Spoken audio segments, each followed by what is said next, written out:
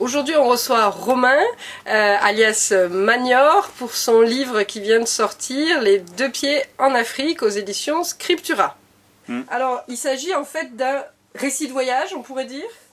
Oui, c'est un témoignage, c'est autobiographique. Je dis pas que tout est vrai à 100%, mais tout est inspiré de faits réels qui nous sont arrivés. Et c'est beaucoup des petits gags sur des choses qui nous ont interpellés, sur la culture, sur le vécu, sur ce qu'on a fait là-bas.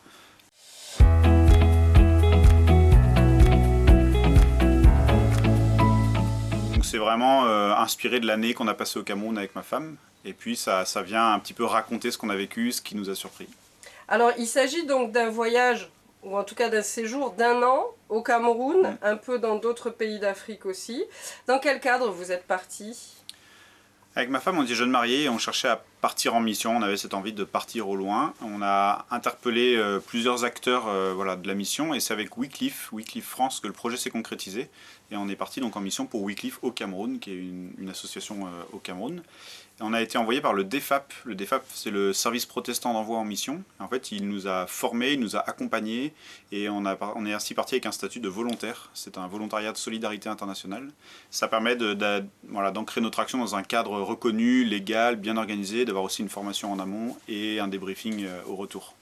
Et donc, alors le DEFAP, ce service protestant de mission, j'imagine que donc il nous envoie pas comme ça à l'étranger. Comment ça se passe la préparation au voyage ?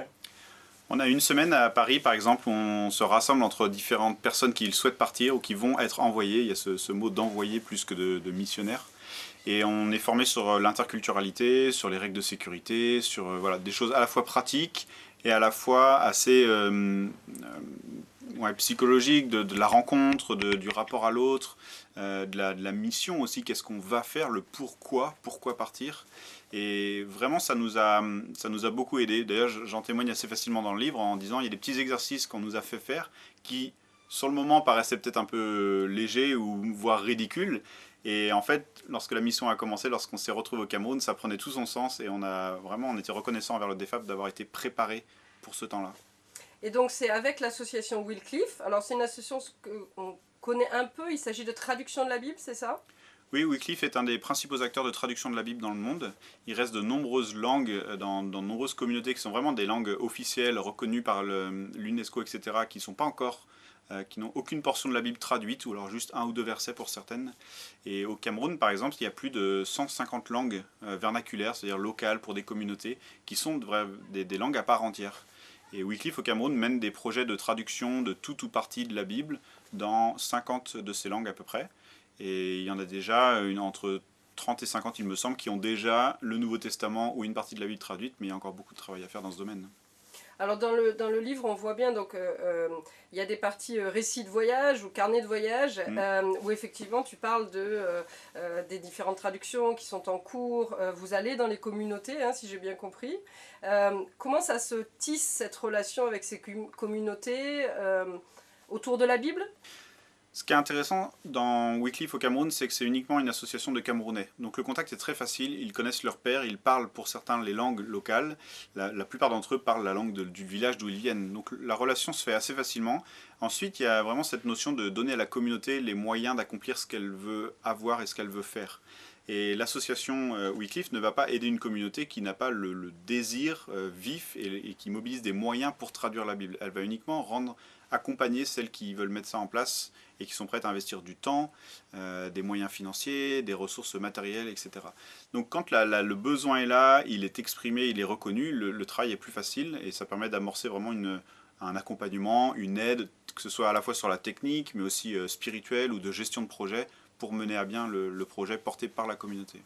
Et alors vous, donc avec ton épouse, vous voyagiez, enfin vous y alliez en service donc volontaire.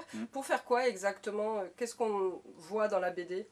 Nous, nos missions, elles étaient principalement sur la communication de l'association. Donc on était responsable de la communication de l'association Wycliffe au Cameroun pour les aider à développer d'une part des matériaux, photos, vidéos, récits de ce qui se passait dans ces projets-là, et aussi pour structurer un petit peu la communication, essayer d'avoir un vrai plan, une vraie stratégie de communication à long terme.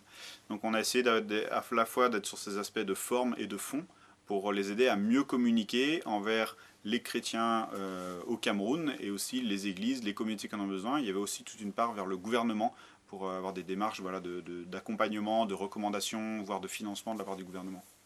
Alors, dans la partie bande dessinée du livre, on voit beaucoup d'épisodes de la vie quotidienne. Voilà, deux Européens qui débarquent au Cameroun. Alors, il y a beaucoup d'humour. Oui.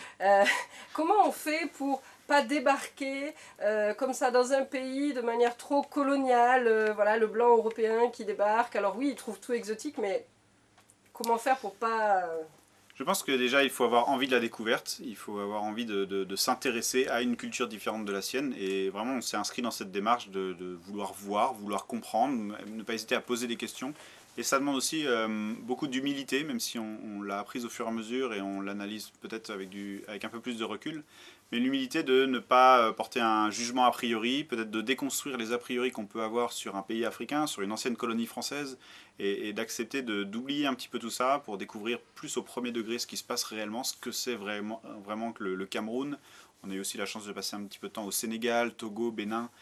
Donc voilà, peut-être ne pas déconstruire les a priori qu'on a, et puis prendre du recul et se dire on va apprendre, on va poser la question, même si on peut paraître un petit peu naïf, oublions ce qu'on sait déjà. Et c'est dans la relation avec l'autre, c'est dans les rencontres qu'on a faites, c'est dans les discussions sur la terrasse d'un café ou en voyage, en voiture avec des collègues qu'on a vraiment pu apprendre ce que eux vivaient sur place. Et alors, comment on s'adapte Est-ce qu'on est assez préparé? Est-ce qu'il y a un vrai tremblement de terre quand on débarque? Alors moi j'étais vraiment novice de ces découvertes culturelles, j'avais très peu voyagé en étant jeune, c'était la première fois que je quittais l'Europe. Et je pense qu'on a beau avoir été préparé avec sérieux par le DEFAP, ça comble une partie du fossé, mais il reste tout de même un fossé. Et je pense que pour moi ça a été une grande surprise de découvrir une richesse dans l'interculturalité à laquelle je ne m'attendais pas du tout. Je m'imaginais pas l'ampleur de la découverte, l'ampleur des différences culturelles, des relations qu'on allait avoir, de ce que j'allais apprendre, de ce que j'allais découvrir. Donc une grosse surprise, surtout dans les premières semaines. Et puis après, l'envie d'aller plus loin, de poser plus de questions, de creuser, de s'intéresser, de découvrir des choses un peu plus anecdotiques ou profondes dans la culture camerounaise principalement. Mais ça restait une très très grande surprise. Alors sur la partie pratique, donc dans le livre, il y a à la fois donc, carnet de voyage et BD. Alors est-ce que tu as dessiné au fur et à mesure, dans le temps, pendant cette année, ou est-ce que tu as tout noté, puis les dessins après? Comment ça s'est passé? Alors ça s'est fait au Cameroun, dans l'avion pour aller à Yaoundé, en départ de volontariat, j'ai commencé un petit carnet, et puis à la base c'était un récit un peu plus intime, d'analyse, pourquoi est-ce qu'on part, etc. Et petit à petit, devant cette surprise justement que j'essayais d'exprimer tout à l'heure, j'ai eu envie de noter des anecdotes. Voilà ce qui me surprend, voilà ce qui m'interpelle, voilà la situation, peut-être le quiproquo dans lequel je me suis retrouvé. Et petit à petit, on est passé d'un récit peut-être un peu journal intime à un récit d'anecdotes prises sur le vif. Et au bout de 6 mois, toujours au Cameroun, j'ai eu envie de dessiner tout ça. C'est vraiment né comme une envie. Je me suis dit, ah mais ça se prête au dessin. Alors peut-être un dessin très simple, un dessin qui peut aller vite pour justement réussir à construire beaucoup d'anecdotes. Et je pense qu'en quelques gags, j'aurais pu peut-être un peu déformer les choses, ou ça aurait été très superficiel, mais en faisant la quantité, là c'est un livre qui fait presque 200 pages, on arrive à discerner des éléments de la culture camerounaise derrière, ou en tout cas de l'interculturalité entre notre point de vue d'occidental qui débarque, et puis la vraie vie dans le pays, quoi. Alors on s'adapte à l'aller, si je comprends bien, mais est-ce qu'on s'adapte au retour aussi en France? Oui, il faut vraiment anticiper ce retour d'ailleurs. Et le choc culturel du retour a été plus difficile pour moi que le choc culturel de l'aller. À l'aller, autant il y avait un choc culturel, beaucoup de surprises, beaucoup d'émotions, beaucoup de découvertes, mais je l'attendais avec tellement d'impatience et j'étais tellement demandeur d'aventure que c'était une très très bonne expérience. Au retour, par contre, on a aussi un choc culturel. On a passé presque 1 an au Cameroun. Et quand on est rentré, en plus c'était dans des circonstances un peu particulières de rapatriement pour des raisons médicales. Pour ma part, j'avais un poignet cassé, ma femme était enceinte, donc c'était un petit peu précipité. Et là, j'ai vécu vraiment une période difficile de retour à la réalité française, de ce qu'est le contexte français, et peut-être mis en lumière parce qu'on venait de vivre pendant 1 an au Cameroun. Un point particulier qui m'a vraiment marqué et presque déprimé, c'est le manque de liberté qu'on peut avoir. Et c'est vrai qu'en France, les choses sont très cadrées. Il y a beaucoup de lois, la propriété privée est bien définie, les opportunités sont pas les opportunités de création de valeur ajoutée ou de commerce ou de business sont pas si nombreuses que ça. Tout est déjà un petit peu saturé et bien organisé. Et ça m'a un petit peu frustré par rapport à ce qu'on avait pu vivre au Cameroun. Donc là aussi, on a été accompagné par le DEFAP qui propose justement un débriefing de retour et un accompagnement de retour de volontariat, mais c'est resté un petit peu difficile.